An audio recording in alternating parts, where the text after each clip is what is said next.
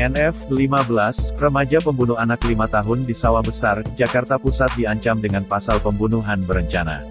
Akibatnya hukuman mati menanti siswi SMP tersebut. Kapolres Metro Jakarta Pusat, Kombes Pol Heru Novianto mengatakan NF dijerat dengan pasal 338 junto 340 KUHP tentang pembunuhan berencana. Dalam pasal tersebut tersangka bisa dikenakan hukuman mati atau penjara seumur hidup atau pidana penjara selama waktu tertentu paling lama 20 tahun. Selanjutnya polisi menunggu hasil tes kejiwaan. Setelah itu NF akan menjalani proses hukum. Jika NF terbukti memiliki gangguan kejiwaan, maka hukuman mati atau penjara seumur hidup sesuai pasal itu bisa gugur.